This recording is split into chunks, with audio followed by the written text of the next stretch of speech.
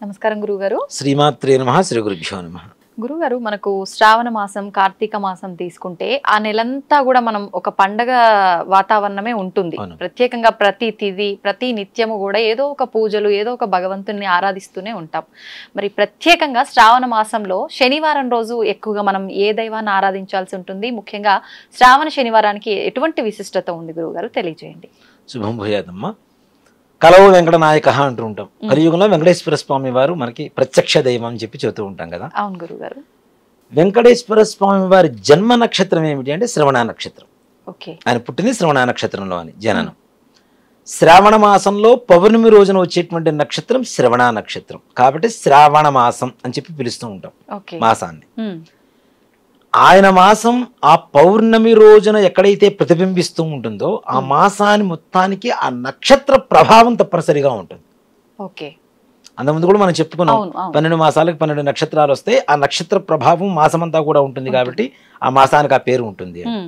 అలాగే ఆయన జన్మ నక్షత్రం శ్రవణ నక్షత్రం కలిగినటువంటి ఆ ప్రభావం కలిగినటువంటి మాసమంతా కూడాను విష్ణుమూర్తికి చాలా విశేషమైనటువంటి మాసం.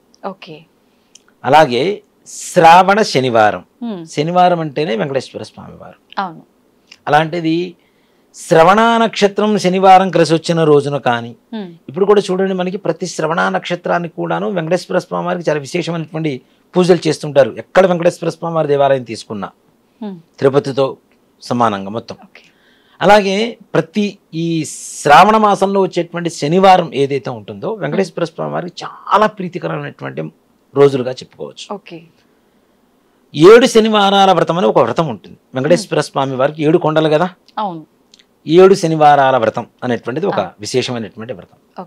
ఈ వ్రతాన్ని ఎప్పుడు ప్రారంభించాలి అంటే శ్రావణ మాసంలో వచ్చేటువంటి శనివారం రోజున ప్రారంభించాలి అనేటువంటిది ఒక నియమం. అది ఎప్పుడైనా చేసుకోవచ్చు, కానీ శ్రావణ మాసంలో ఇంకా ఉన్నతమైనటువంటి ఫలితాన్ని ఇవ్వడానికి అవకాశం ఉంటుంది. ఈ 7 శనివారాల వ్రతం చేసేటువంటి వాళ్ళు శనివారం రోజున, మొట్టమొదటి శనివారం రోజున ప్రారంభించుకుంటే మనకి చివరి వచ్చేసరికి భాద్రపద మాసంలో 7 శనివారం వస్తుంది. దానివల్ల ఇదేం లేదు. కానీ 4 శనివారాలు మనం శ్రావణ మాసంలోనూ పూజ చేస్తూ ఉంటాం. అలా పూజ చేసేటువంటి వాళ్ళు కానీ, లేదు కనీసం ఈ 4 శ్రావణ శనివారాలు పూజ చేసుకుంటాం అనేటువంటి వాళ్ళు కానీ, లేదు ఒక శ్రావణ మాసంలో ఒక శనివారం రోజున పూజ చేసుకుంటాం అనేటువంటి వాళ్ళు కానీ విశేషమైనటువంటి రోజులుగా ఈ శ్రావణ శనివారాన్ని తప్పనిసరిగా చెప్పుకోవచ్చు. వెంకటేశ్వర స్వామి వారిని పూజ చేస్తే లక్ష్మీదేవిని పూజ చేసినట్టే. ఆయన వక్షస్థలంలోనే లక్ష్మీదేవి ఉంటుంది కదా, విష్ణుమూర్తి వక్షస్థలంలోనే. కాబట్టి ఈ శ్రావణ శనివారం రోజున వెంకటేశ్వర స్వామి వారి దీపారాధన, 7 శనివారాల వ్రతం, లేదా కనీసం 3 శనివారాలు, 4 శనివారాలు, ఒక శనివారం అయినా సరే ఈ వ్రతం చేసుకోవడం అనేది చాలా విశేషమైనటువంటి ఫలితాన్ని ఇస్తూ ఉంటుంది మనకి. ఈ శనివార వ్రతం ఎలా చేయాలి అంటే 7 శనివారాలు చేసేటువంటి విధానం చెప్తాను. దాన్నే ఒక శనివారమైనా, 3 శనివారాలైనా, 4 శనివారాలైనా చేసుకోవచ్చు. ముందుగా వెంకటేశ్వర స్వామి వారిని ఒక పీట వేసి చక్కగా ఆ పీటని పసుపు పూసేసి చక్కగా బొట్లు పెట్టేసి బియ్యం పిండి కుంకుమతో బొట్లు పెట్టి వెంకటేశ్వర స్వామి వారి పటాన్ని అక్కడ ఆవాహనం చేసుకొని దాన్ని కదిలించకుండా 7 శనివారాలు ఉంచాలి అంతే. దాంతో పాటుగా అఖండం అనేది పెట్టుకోవాలి తప్పనిసరిగా. ఒక విస్తరాకు తీసుకొని, విస్తరాకు పేపర్ ప్లేట్స్ కాదు, మన మాడపాకుతో తయారు చేసేటువంటి విస్తరాకులు, మోదురు ఆకు ఏవైతే ఉంటాయో దాంతో తయారు చేసేటువంటి విస్తరాకు తీసుకొని దాంట్లో కొద్దిగా ధాన్యం బొడ్లు పోసుకొని 2 మట్టి మూకుళ్ళు ఉంటాయి మనకి, కంచుళ్ళు అంటూ ఉంటారు, మూకుళ్ళు అంటూ ఉంటాం. ఆ మూకుళ్ళు తీసుకొని వాటిని కూడా శుభ్రంగా నీళ్లలో ఒక 10 నిమిషాలు నానబెట్టి బయటికి తీసి వాటికి కూడా చక్కగా గంధం పూసి బొట్లు పెట్టి 2 అఖండం ఒత్తున పెద్ద పెద్ద ఒత్తున అమ్ముతూ ఉంటారు. లేదు మనమే తయారు చేసుకోవచ్చు, పత్తి తీసుకొని దాంట్లో నువ్వులు నూనె మొత్తం రోజు 7 శనివారాల పాటు అంటే 49 రోజులు, దాదాపు 50 రోజుల పాటు మొత్తం ఆవు నెయ్యి వాడాలంటే ఇప్పుడున్న పరిస్థితులు ఆస్తులు కూడా అమ్ముకోవాల్సిన పరిస్థితి. కాబట్టి నువ్వుల నూనె తీసుకొని కనీసంగా ఈ అఖండం ఒత్తులు 2-3 నానవేసుకొని దాంట్లో అఖండం వెలిగించుకొని వెంకటేశ్వర స్వామి వారిని పఠంతో పాటు కలశం ఒకటి ఆవాహన చేసుకొని బ్రాహ్మణి పిలిపించుకొని చక్కగా శ్రీ అలవేలు మంగా సమేత శ్రీ వెంకటేశ్వర స్వామి వారిని ఆవాహనం చేసుకొని ఆయనకి మనం ఎక్కువగా దీపారాధన, మనం ఈ అఖండం దీపారాధన పెట్టిన చలివిడితో తప్పనిసరిగా దీపారాధన చేస్తాం మనం. ఏదైతే బియ్యపిండి బెల్లం కలుపుతామో దాంట్లో నీళ్ళు కలుపుకొని ముద్దుగా చేసుకొని దాన్ని ప్రమిదిగా తయారు చేసి దాంట్లో ఆవు నెయ్యి వేసి ఒక ఒత్తి వేసి దీపారాధన చేస్తాం. దీంతో పాటుగా ఈ వెంకటేశ్వర స్వామి వారి పఠం, కలశం, వీటితో పాటుగా వెంకటేశ్వర స్వామి వారు అంటే మనకి ఏం గుర్తుకొస్తుంది? ఫస్ట్ నామం గుర్తుకొస్తుంది, తిరునామం. కాబట్టి చక్కగా ఈ పఠం పైన పసుపుతో కొద్దిగా పూసేసి మంచిగా కుంకుమతో నామం పెట్టుకొని ఇంట్లో దేవుడిని ఎక్కడైతే ఆవాహన చేస్తున్నామో అక్కడ పెట్టేసుకొని స్వామివారికి అష్టోత్తరం పూజ చేసుకొని చక్కగా ఈ వ్రత కథ ఉంటుంది. ప్రతిరోజు పూజ చేయాలి. మామూలుగా షోడశోపచార పూజలు చేసుకోవాలి. ప్రతి శనివారం మాత్రం అష్టోత్తరం పూజ చేసుకోవాలి. ప్రతినిత్యం నివేదన పెట్టాలి. ఈ శనివారం రోజున స్వామివారికి మనం బెల్లం పాయసం ఏదైతే చేస్తామో పాయసంతో పాటుగా స్వామివారికి ప్రీతికరం కాబట్టి అవకాశం ఉంటే లడ్డూ పెట్టవచ్చు, లేదు అంటే ఈ పాయసం పెట్టేసి నివేదన పెట్టేసి అష్టోత్తరం పూజ చేసుకోవాలి. ఎక్కువగా విష్ణుమూర్తికి అక్షతలతో పూజ చేయకూడదు. విష్ణుమూర్తి ఎలా ఉంటాడు అంటే స్తుతిమెత్తని శరీరం. అక్షతలు విసిరేసినప్పుడు ఆయన చర్మానికి తగిలితే చురుకు పుడుతుందట. అలా విష్ణుమూర్తికి ఎక్కువగా అక్షతలతో పూజ చేస్తే వచ్చే జన్మలో అదే బియ్యంలో పురుగులుగా పుడతారని చెప్పి శాస్త్రం.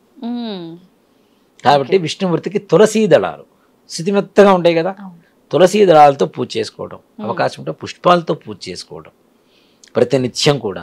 చక్కగా ఇంట్లో మనం ఎలా అయితే నిత్యం స్నానం చేసి భోజనం చేస్తామో ఈ 49 రోజులు కూడాను, 7 ఏళ్ళు 49 రోజులు అవుతుంది.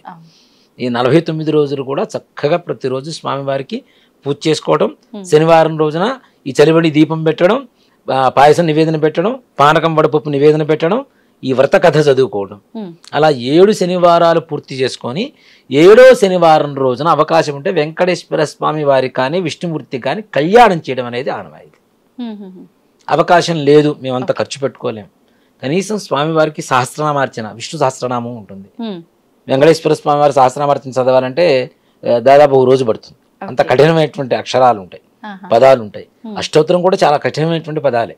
కనీసం ఆడియో పెట్టుకొని అయినా సరే చక్కగా పూజ చేసుకుంటూ, ఇప్పుడు ఉండేటువంటి కాలమానాన్ని బట్టి చెప్తున్నాను నేను, ఇలానే చేయమని కాదు, ఆడియో పెట్టుకొనే చేయమని కాదు. అవకాశం ఉంటే మాకు తెలుగు వచ్చి మంచిగా స్పష్టంగా చదవగలుగుతా ఉంటే తెలుగు చక్కగా అష్టోత్తరం పూజ చేసుకొని తులసీ దళాలతో పూజ చేసుకోవటం.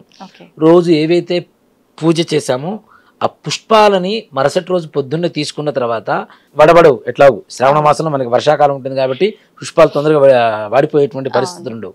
ఆ పుష్పాలను చక్కగా మాల కట్టుకొని ఇంటికి తోరణంలాగా కట్టుకోవడం, రక్ష చక్కగా తులసి కూడా దాంట్లో ఉంటుంది కాబట్టి అక్కడి నుంచి వచ్చేటువంటి గాలి కూడాను మన ఆరోగ్యానికి చాలా ఉపయోగపడేటువంటి గాలిగా ఉంటుంది కదా.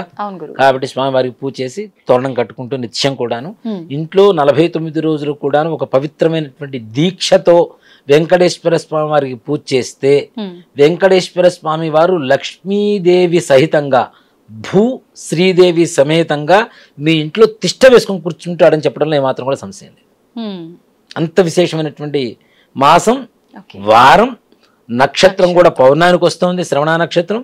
కాబట్టి చాలా విశేషమైనటువంటి మాసంగా ఈ శ్రావణ శనివార వ్రతాన్ని చేసుకొని వెంకటేశ్వర స్వామి వారి అనుగ్రహం పొంది ఈ 7 శనివారాలు పూర్తయిన తర్వాత వెంకటేశ్వర స్వామి వారి దగ్గర మనం వెళ్తాం అని అనుకోండి, ఆయన లక్కుని వెళ్ళిపోతాడు ఇక్కడి నుంచి, గ్యారంటీ. ఆయన దర్శనాన్ని అనుకుంటే చాలు, అంతే.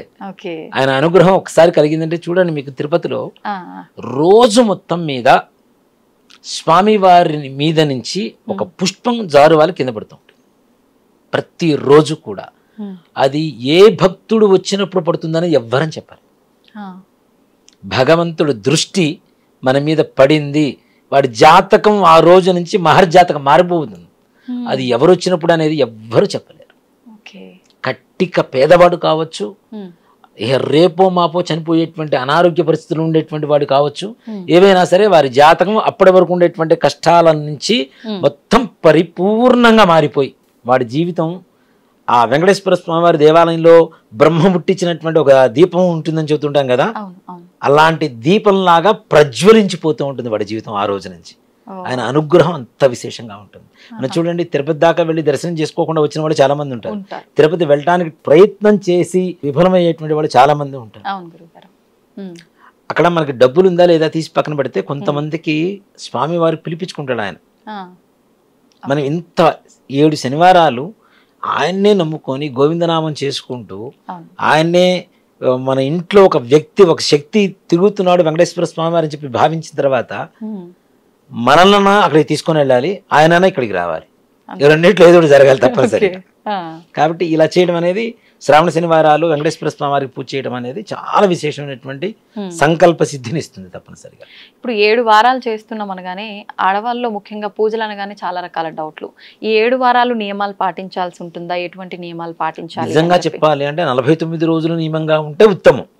ఉండలేనటువంటి వాళ్ళు కనీసం శనివారం అయినా సరే నియమంగా ఉండడం అనేది, తలస్నానం, నేలపడక, ఒక పూట భోజనం, ఒక పూట అల్పాహారం, ఇవి తప్పనిసరిగా చేయాలి. కనీసం శనివారం తప్పనిసరిగా చేయాలి. 7 శనివారాల వ్రతం చేస్తూ ఉంటే 7 కొండల వాడు మన ఇంటికి రావడం అనేది తథ్యం, దాంట్లో అనుమానమే లేదు. స్వామివారే స్వయంగా రావాలనుకుంటే ఖచ్చితంగా మనం నిష్టగా చేయాలి. చేస్తే చాలు, మనల్ని ఆయనైనా పిలిపించుకుంటాడు, మన దగ్గరకు ఆయనైనా వస్తాడు. ఆయన ఒకటి చెప్తానమ్మా, వెంకటేశ్వర స్వామి వారి ఇలాంటి వ్రతం చేయడం ద్వారా ఆయన స్పర్శ మనకి తప్పనిసరిగా కలుగుతుంది అనేది మాత్రం సత్యంగా చెప్పవచ్చు. ఇప్పుడు రోగం ఉంది, ఒక భర్త కోసం భార్య చేసింది, ఆయన మంచం మీద కదలలేడు, కానీ వెంకటేశ్వర స్వామి వారు అలాంటి వారిని స్పృశించి వాళ్ళ అనారోగ్య పరిస్థితి నుంచి ఆరోగ్యవంతులుగా మార్చడం అనేది మాత్రం తప్పనిసరిగా జరుగుతుంది. అలాంటి వ్రతమే ఈ 7 శనివారాల వ్రతం శ్రావణ మాసంలో చేయడం అనేది ఇంకా విశేషం. ఓకే, సంతోషం గురుగారు, చాలా చక్కగా వివరించారు. శ్రీమాత్రే నమః. శ్రీ గురుభ్యో నమః.